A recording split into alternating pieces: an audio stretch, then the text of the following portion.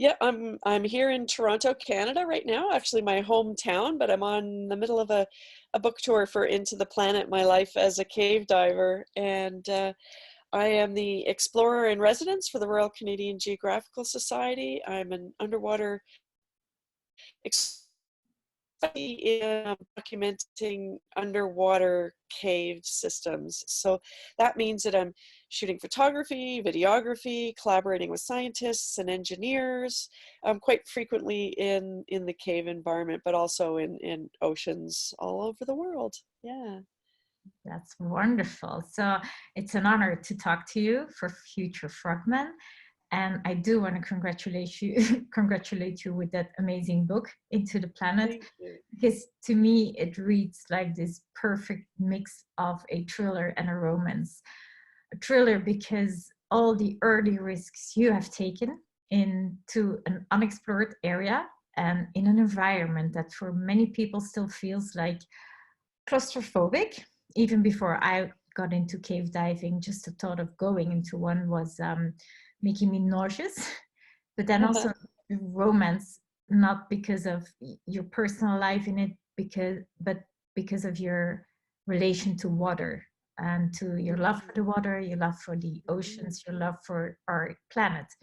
So thank you for writing that exceptional book. And it Oh, thank you. starts with you embracing fear as a part of life after a brutal home invasion, which was a big surprise to read about it. And you Mhm. write that fear is a positive catalyst in your life, and that's why you are alive today. And you write Mhm. about this choice, surrender or fight. So could you explain for Mhm. the people that have not read your book why, Sure. how it relates to what you do today? Mhm. Well, yeah, I think that fear really drives exploration and discovery. And I always say to people that they assume that I'm fearless because I'm diving in these places that terrify them. Because, you know, caves naturally make people feel claustrophobic, you know. Just the thought of going in an underwater cave terrifies people. But I want to dive with people that are afraid, because that means that both of us understand risk, and that we care about the risks that we're taking so that we come home safe to our families at the end of the day. But I didn't learn about fear from cave diving. I learned about fear, as you mentioned, from a home invasion when I was a young woman in university, and a burglar broke into my house. And my first thought was, I'll hide under the covers and he'll run away, you know? And that, you know, it was very naive, but normal thinking. That was just the first response, to just hide, you know?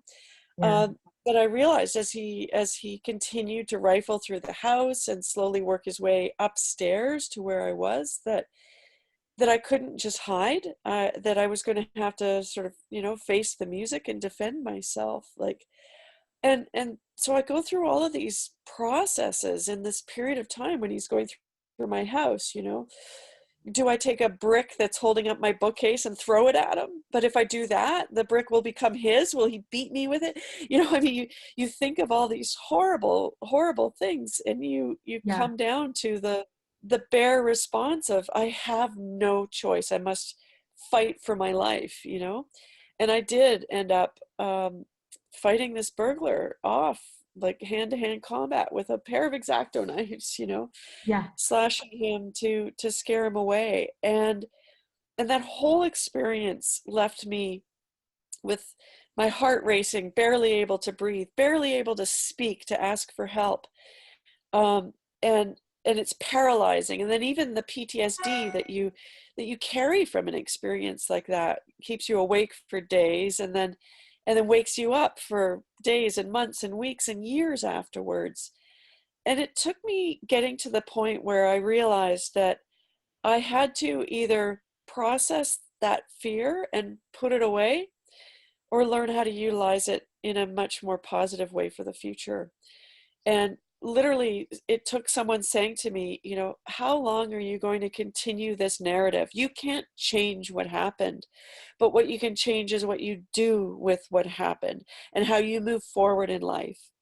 And it was kind of a light bulb moment where I thought, yeah, I get it. Like, these emotions don't serve me anymore. And so I have to think pragmatically about how to move forward in life and process that fear. And I think that was a turning point that gave me the courage to do things outside of the norm, to think Yeah, outside the box, to take on challenges, things that I didn't necessarily know how they were going to work out, but I knew that I wanted to step towards them.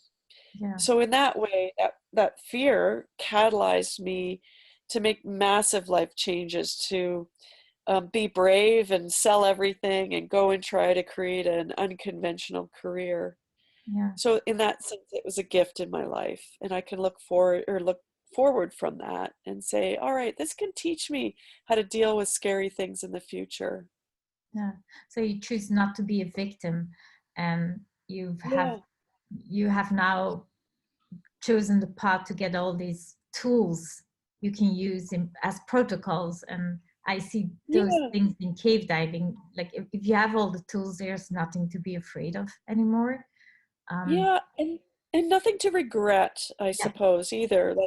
Like we all make mistakes, you know, yeah, we all grow through life. We grow through relationships, we grow through experiences, and when we can look back on all of those experiences, the good, the bad, the difficult, the ugly, the inspirational, and just say, all right, you know, these are all things that inform who I am today. And yeah, there's no sense in regretting. I can't change them.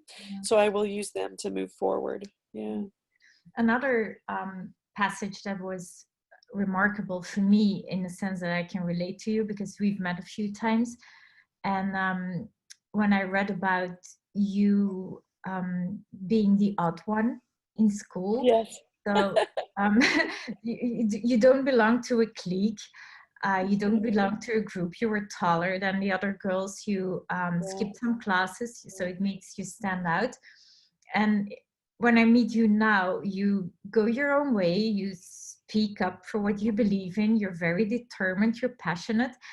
And in a way, I was thinking, does not really belonging to a group when you're in school does it make you more driven, or does it is it a possibility to not waste time on things you don't think that are important, to just go your own way, Mm. do what you believe in, and well, actually cut the bullshit and get on with life? Yeah. Yeah. I think maybe that's one of the gifts of growing older, right? Yeah, The yeah, wisdom of the age. You know, I'm 54 years old now, almost 55. But yeah, as a child, I didn't fit in, and yet, like I can look back to experiences in my childhood, like bullying or not fitting in or whatever, just because like I liked learning. I was a, you know, I liked being academic, and so kids sometimes made fun of me. And it's really easy to close the door on a young person. And I recognize that now, like, because there were things that I was curious about that people just slammed doors on yeah, for me. Like, whether it was, you know, my own self-worth or whether it was actual things. Like, even as a young woman wanting to get into diving, I went to a commercial diving clinic to see what it would take to go to commercial diving school. And I thought, this would be a really great path. And the instructor came up to me and he said, um, there's no room for women in commercial diving. And if you want to just go train dolphins, there's other ways to do that. And I was like, oh my God. And I'm thinking to myself, no, like I want to learn what commercial diving is. Like I want to repair bridges and make things and do science. And I don't even know what commercial diving is, but I think I want to do it. But I didn't have the courage as a young person to stand up for myself. And so when he said there's no room for women, it slammed the door. And I went, you know, all right. And I left that weekend. And I went, okay, commercial diving, X, not yeah, going to happen. But now I would question that. I would have more confidence to stand up for myself. And and so it's a very difficult path as a young person. And I think when I try and speak to young people today, I want to tell them that anything is possible, especially with this global connected internet. I mean, look at this conversation we're having. You're in England, I'm in Canada. You know, Yeah. we both admire each other's work. I love watching what you're producing in photographs, and it might be all around the world in Mexico or Cayman or wherever, but I love keeping in touch with what you're doing. And if I was 10 years old today, I could send you an email and say, Ellen, how do I become an underwater photographer? And and that's the exciting thing about the world today is I think Yeah. there are more opportunities for young people just to reach out to people they admire, and it's harder to get the doors slammed on Yes. them.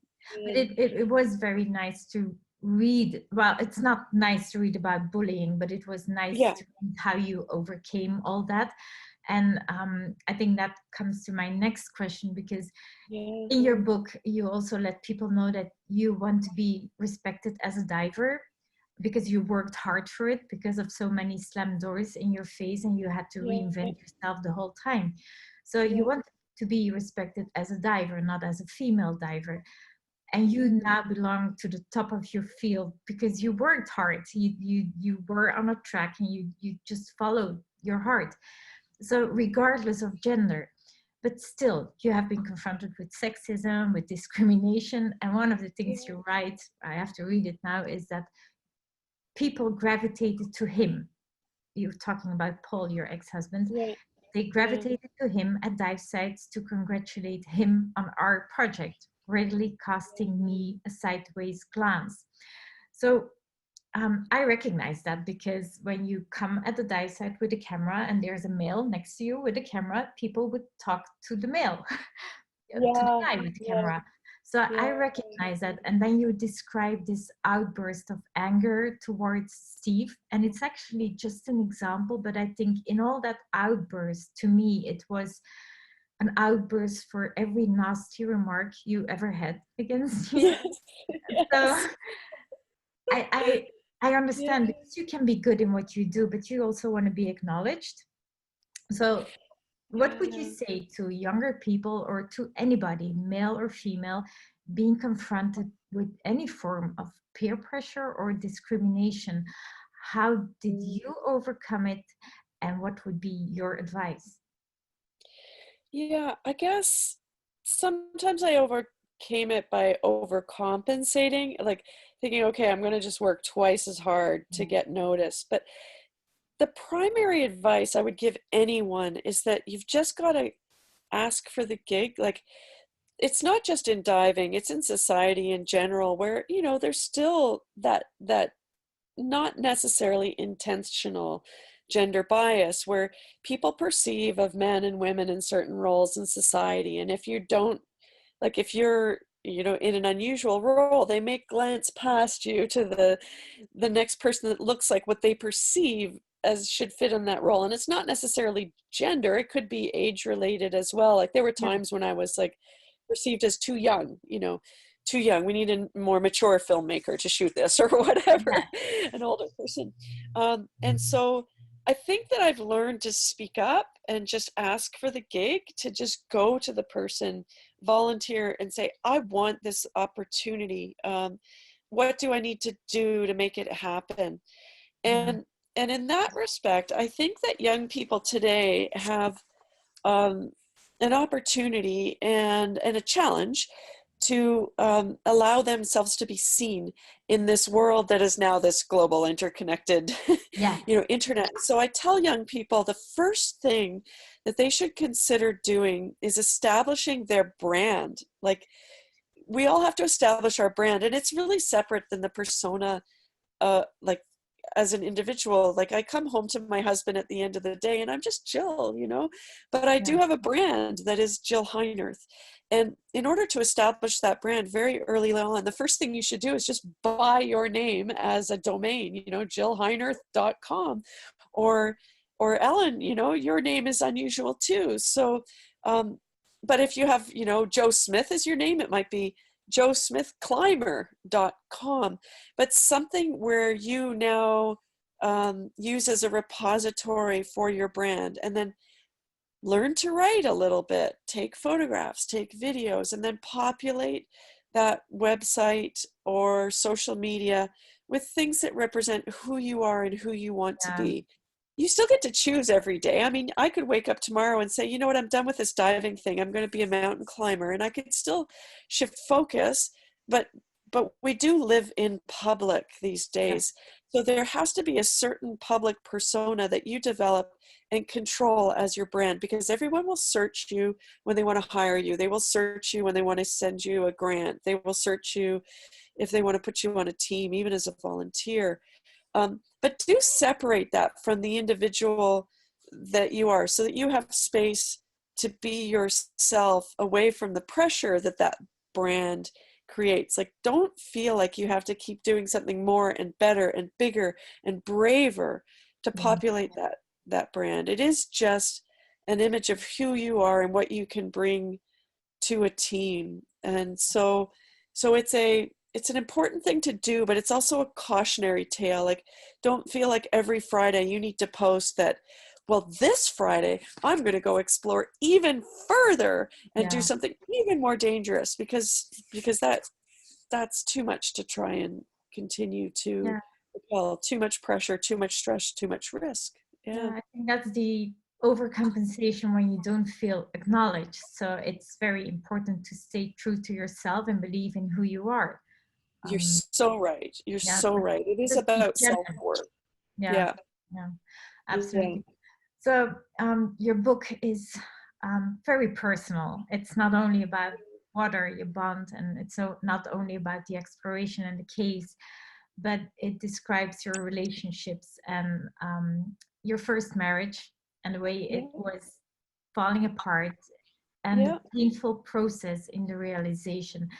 And I literally cried when I was reading about the way you got bent and where you got bent, Yeah. um, Yeah. and and the way your husband those days reacted to it. Actually, not reacted. So I Yeah. saw you, I felt you in the pit, and Yeah. you didn't want to communicate because you thought he should see it because you were always a team. But at Yeah. that moment, the team was falling apart. Yeah. So when you look back at it, do you think you Mhm. should have not made that dive? Because, first of all, you're a team, but actually, because Yeah. your marriage was falling apart, the team was gone. And then Yeah. I understand that you didn't want to communicate because Mhm. you're getting bent, you're vulnerable, and you lose control. And I have experienced it. It's up to the other one then to take over. So, Yeah. would you do that dive again, considering the No. circumstances? Yeah. I still can look back at that whole experience, as difficult as it was, as a gift, because it made me a better, wiser human being and a better, wiser diver. And Yeah, I wouldn't dive 2 days in a row. That, like, those were 400 feet deep, very aggressive, very remote, no support dives. And although I had, an emergency protocol ready to put into place to treat myself in the water if something happened, and that's exactly what I did. I wouldn't do that today. I think that's too much risk. And then also, as you so rightly mentioned, the team didn't feel right anymore. Things yeah, weren't going according to plan. There was already two strikes, before getting in the water. So many things that go wrong underwater happen because of decisions that were made before people get in the water. And I think that was the case in my situation. So, I've learned from that experience. I also, at that time in my life, I was much younger. And although I had many thousands of dives under my belt, I think there was probably a certain sense of invincibility. It will never happen to me. I yeah, don't have that anymore. I realize that although I can look at accident analysis of other people's mistakes, I will never say it can't happen to me, because good people I know have had accidents and died. yeah, And I would have never thought that they made the choices that they did before their dives. So I will never be so arrogant as to assume it can't happen to me. I have to always say it can, and how can I prevent it? But the other thing that I learned from decompression sickness, and as you have so rightly mentioned as well, is that when it happens, the denial is not just embarrassment. There is embarrassment because you know that everybody's going to second guess, oh, Jill made a mistake or Ellen made a mistake. She screwed up, you know. Yeah. It's not just that. I really believe that there's something neurochemical happening in our brains that we are unable to ask for help, that we're like, your cat gets sick and your cat runs away and hides and Yeah. won't let you touch it. And that's how you feel when you get bent. And although you know you're bent, you can't vocalize it. You're Yeah. so sick and so injured that you just want to crawl under the covers Yeah. again and Yeah, I hide. was bent. It was undeserved. It was a 45-foot dive, just 40 Wow. minutes. Yeah. So it came out of nowhere, but it took my husband 5 days to realize what was going on, and 5 days before I got to the hospital. So it can happen to Wow. everybody. But I Yeah. do remember that I could just not speak up. I was useless. But yeah, it's a very What were humbling experience. what were And in your a way, it, symptoms? yeah, Like, what were your physical symptoms like in those 5 days? I was tired. It was a type 2. It was not like Yeah. I didn't have pain or something. I was just, my brain was gone. And I'm more chaotic than I was before. So Yeah. it was, Ooh, it's so complicated. There's more it is. than you can see. So, but Yeah. then again, when you describe that dive and that you wouldn't take the risks anymore, um, then we come to your new relationship with Robert, and Yeah. you write about your new love. Well, how many years Yeah. are you together now? 13. Yeah. 13. So, 13.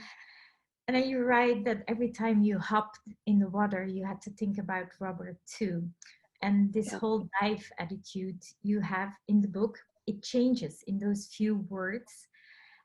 He does not dive caves, I think, or does Yeah. he? No, no. He's certified, but it's not his thing. He hasn't had a dive in 10 years, you know. Okay. Yeah. He understands what I do. Like he's edited many of my books, and so he's a very, very knowledgeable non-diver, which is sometimes a curse. Yes. But he doesn't dive. Yeah. Yeah. Yeah. So does it help for you to realize the risks more because you've lost many friends? Yeah. But when you look Robert in the eyes and you see the love and you see the anguish when he waits for you, does it change your dynamics in diving a lot, or is it just a perception in the book that I had? No, it definitely changes things quite a lot. And again, that's also part of the wisdom of aging too, is that we do start to think a little bit more about our mortality. Um, Robert and I had sort of one of the biggest like crises, I would say, after I had a really bad dive. Like I was in a cave, and I had led a scientist into a cave, and it wasn't much taller than my head, very, very small. So the scientist could get an algal sample. And when Yeah. we turned around, uh, she sort of turned the wrong way, like losing reference with the line, and stirred up the silt. So neither of us could see. So I put my hand on the guideline and I thought, it's okay. I've come out of this cave many times before with no visibility, and the line is properly laid. Um, but she got entangled and then stuck, floor to ceiling, and started moving laterally away from the guideline. And the guideline is stretching and stretching and stretching, and I'm feeling it, and I'm going, oh my God. And I'm holding onto her with the other hand, and she's panicking now. And then the line breaks. Oh, So we can't see, the line's broken. And now I'm trying to help uncatch her, but her pressure gauge has become entangled in some other guideline that was buried deep under the silt from like 20 years earlier. So she's badly entangled, and now I've got to patch the guideline, get us oriented. Anyway, long story. And then my regulator on one of my side mount tanks is now so filled with clay, it's free flowing. oh, So in order to breathe, I'm turning the tank valve on and off to use the damaged tank first, because I thought, if she needs gas, I'm going to yeah. need to give her one that's working properly. So, um, Long story short was that we separated on the exit, and when I lost track of her, I decided to go all the way back into the cave until I hit the furthest point of our penetration and hit clear water, so that I was sure that I wasn't leaving her behind. And the process of that exit was that she reached the exit and she called for help from the International Underwater Cave Rescue and Recovery Team. So my friends, my local friends, Yeah. thought that I was stuck in a silt out with a broken line in a very small cave, and they assumed that they were coming to recover my body.